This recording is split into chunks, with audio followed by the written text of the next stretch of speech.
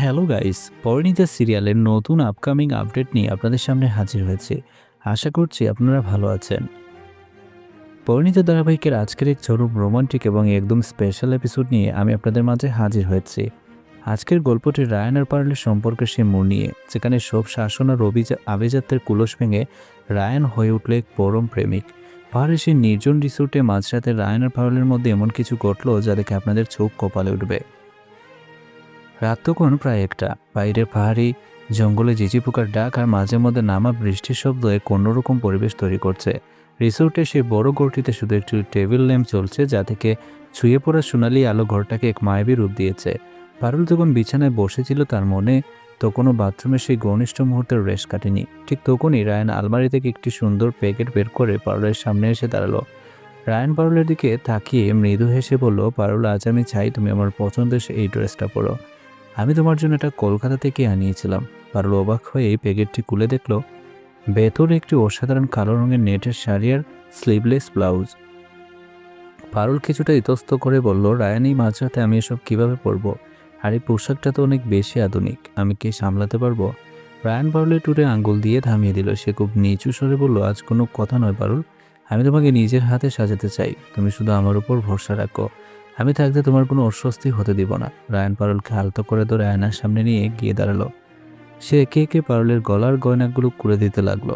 রায়ানের হাতের ছোঁয়ায় পারুল বারবার শিউরে উঠছিল। রায়ান পারুলের শাড়ির পিনটা খুলে দিয়ে খুব সাবধানে তার কাঁধ থেকে পুরনো শাড়িটা সরিয়ে দিল।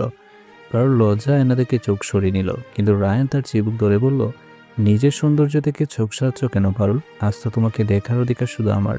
আয়নার দিকে তাকাও আর দেখো আমার ভালোবাসার ছোঁয়া তুমি কতটা বদলে যাচ্ছ। রায়ান নিজের হাতে পারুলকে সেই কালো শাড়িটা পরাতে শুরু করলো। শাড়ির প্রতিটা বাজ আর কুচি ঠিক করার সময় রায়ানের আঙ্গুল বারবার পারুলের কোমরের নাভিতে স্পর্শ করছিল।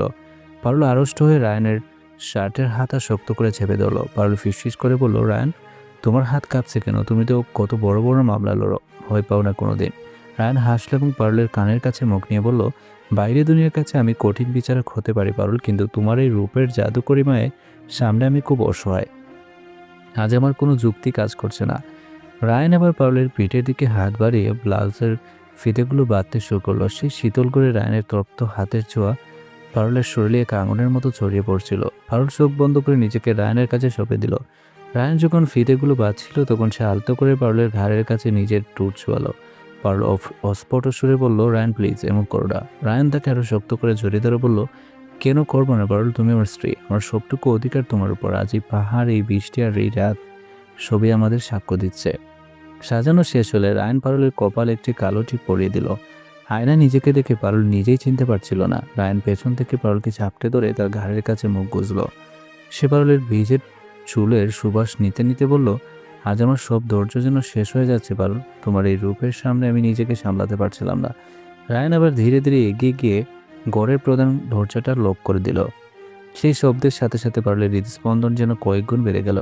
সে বুঝতে পারল আজ আর কোনো শাসন নয়, আজ শুধু ভালোবাসার রাজত্ব। রায়ান পারুলকে ভাজাগুলো করে তুলে নিয়ে বিছানার দিকে এগিয়ে গেল। পারুল রায়ানের বুকে মুখ লুকিয়ে বলল, রায়ান, আলোটা নিভিয়ে দাও, খুব লজ্জা লাগছে। রায়ান হাসলো। সেই হাসিতে ছিল গভীর মমতা আর অধিকার বোধ। সে পারুলকে বিছানায় শুইয়ে দিয়ে তার উপর ঝুঁকে এলো। রায়ান বলল, আজ কোনো অন্ধকার নয় পারুল, আজ আমি তোমার চোখের প্রতিটি পলক আর তোমার ঠোঁটের প্রতিটি কম্পন দেখতে চাই।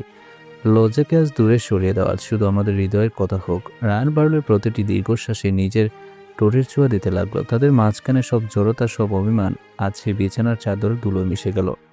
পারুল রায়ানের শার্টের বোতামগুলো খুলতে খুলতে বলল, তুমি কি আমায় সারা জীবন এভাবে আগলে রাখবে?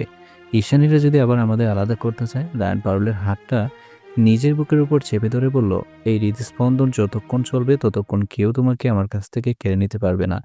ঈশানী তো সামান্য ধূলিকণা, আমি আগ্নেয়গিরি হয়ে তোমাকে রক্ষা করব। পারুল রায়ানের এই বলিষ্ঠ কথায় আশ্বস্ত হয়ে তাকে আরো জোরে জড়িয়ে ধরল। মাঝরাতে সেই নিস্তব্ধতায় রায়ান আর পারুল এক অন্য জগতে হারিয়ে গেল। রায়ান পারুলের প্রতিটি কতকে আজ আদরে আদরে ভরিয়ে দিল। পারুল অনুভব করলো রায়ান শুধু তার রক্ষক নয়, সে তার জীবনের ধ্রুবতারা। পাহাড়ের সেই নির্জন গড়টি সাক্ষী রইল এক অকৃত্রিম প্রেমের, যেখানে কোনো ষড়যন্ত্র নেই, কোনো তৃতীয় ব্যক্তি নেই। আজ শুধু রায়ান আর তার প্রিয় পরিণীতা। তারা একে অপরের বাহুডোরে আবদ্ধ হয়ে সারা রাত নিভৃতে প্রেম করলো। আর ভোরের দিকে যখন পাহাড়ের চূড়ায় প্রথম আলোর রেখা দেখা দিল, তখন তারা শান্ত হয়ে একে অপরের বুকে মাথা রেখে ঘুমিয়ে পড়ল। তাদের মুখে তখন এক বড় তৃপ্তির হাসি, যা বলে দিয়েছিল যে তারা আজ থেকে একে অপরের জন্য পূর্ণ হলো। তো প্রিয় বন্ধুরা, রায়ান আর পারুলের এই রাজকীয় রোমান্স আর রায়ানের নিজের হাতে পারুলকে সাজিয়ে দেওয়াই এই দৃশ্য আপনাদের কেমন লেগেছে? আপনারা কি চান তারা এভাবে সারা জীবন সুখে থাকুক, নাকি আবার কোনো বিপদ তাদের ছায়া হয়ে তাড়া করবে কলকাতার ফেরার পর? আপনাদের মূল্যবান মতামত কমেন্ট বক্সে অবশ্যই জানাবেন। ভিডিওটি ভালো লাগলে লাইক ও শেয়ার করতে ভুলবেন না এবং আমাদের চ্যানেলটি সাবস্ক্রাইব করে রাখুন। আজকের মতো বিদায় নিচ্ছি। দেখা হবে পরবর্তী পর্বে। আল্লাহ হাফেজ।